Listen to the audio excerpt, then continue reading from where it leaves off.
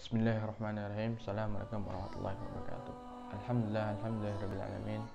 Wa bihi nasta'in ala umuri dunya waddin wa salatu wa asrafil anbiya'i wal mursalin wa ala alihi wa sahbihi ajma'in amma ba'd. Nama saya Dimas Ryan Hidayat.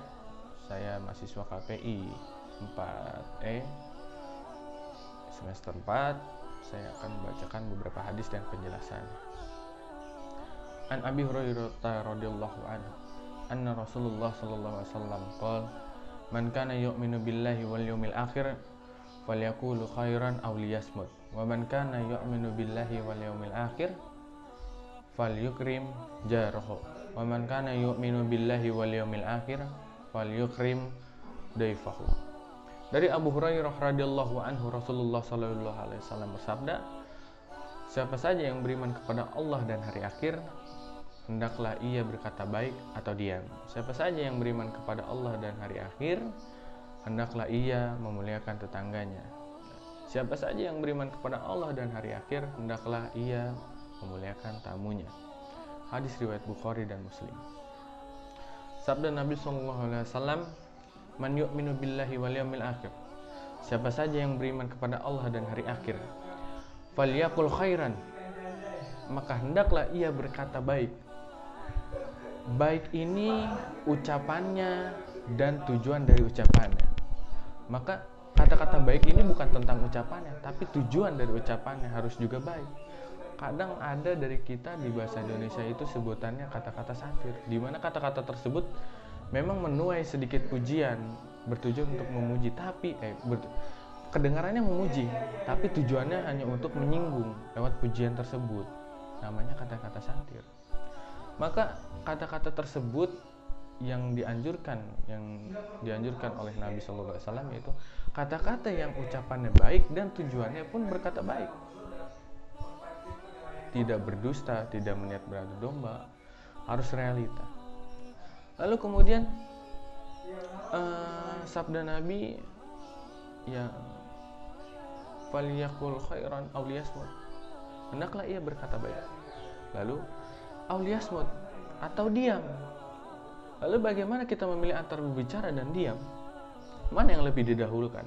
Kalau apa yang akan kita ucapkan itu baik dan mengandung kebaikan, kita anjurkan untuk berbicara.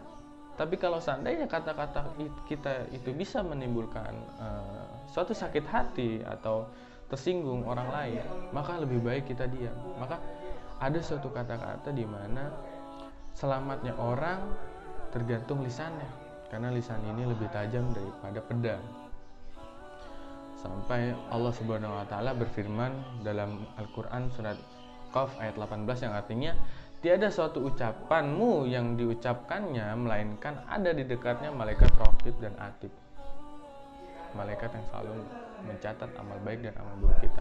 Maka hati-hatilah dalam berbicara, karena berbicara tersebut bisa menimbulkan hal-hal yang buruk, apalagi membuat orang lain sakit hati.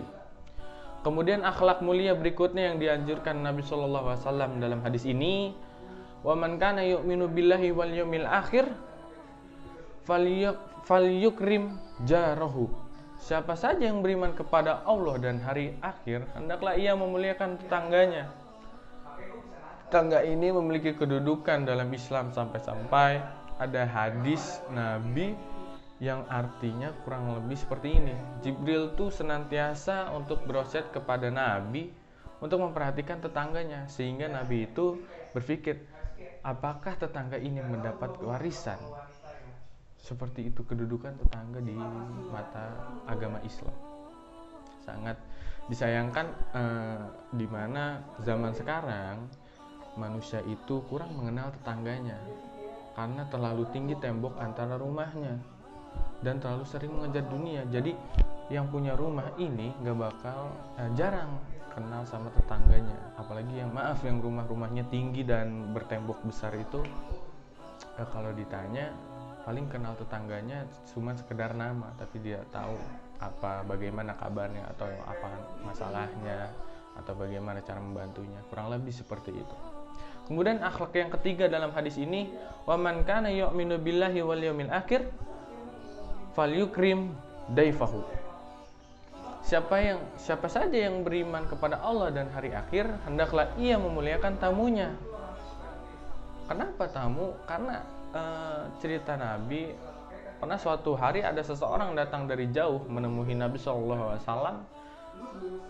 Kemudian beliau perintahkan Anas bin Malik untuk bertanya kepada istri-istri beliau, apakah ada makanan untuk menjamu tamu? Anas mendatangi satu persatu rumah Nabi, ternyata tidak ada makanan. Kemudian beliau SAW bertanya kepada para sahabatnya, adakah seseorang yang mau menjamu tamu malam ini? Ketika itu tamu itu datang malam-malam. Semoga Allah merahmatinya. Kemudian ada salah seorang dari Ansor berdiri dan berkata, saya ya Rasulullah. Lalu kemudian tamu itu dibawa kepada rumah dari sahabat tersebut, dan sahabat tersebut bertanya kepada istrinya, apakah ada makanan? Lalu istrinya berkata, demi Allah tidak ada makanan sama sekali di rumah ini, hanya untuk makan anak-anak. Saat itu makanan hanya untuk anak-anak. Di mana makanan hanya untuk anak-anak itu porsinya kecil. Karena porsinya kecil, ya udah anak-anak suruh tidur aja, kata sahabat Nabi tersebut. Ya udah anak-anak suruh tidur duluan, biar makanannya kita kasih ke tamu semua. Saat makanan itu dikasih ke tamu, lilin di rumah itu sengaja dipadamkan oleh istrinya, diperintahi oleh sahabatnya. Kata sahabat Nabi, matikan semua lilin agar ketika tamu itu makan, dia tidak melihat pemilik rumahnya makan apa, karena pada saat itu sahabat Nabi tidak memiliki makanan kecuali hanya untuk tamu tersebut. Saat tamu itu diantar pagi-pagi kepada Rasulullah SAW, Rasulullah pun berkata bahwa Allah takjub dengan kalian, sampai Allah menurunkan surat Quran Al-Asr ayat 9, dan mereka mengutamakan atas diri mereka sendiri sekalipun mereka dalam kesusahan. Mungkin itu cukup, sekian dari saya. Wassalamualaikum warahmatullahi wabarakatuh.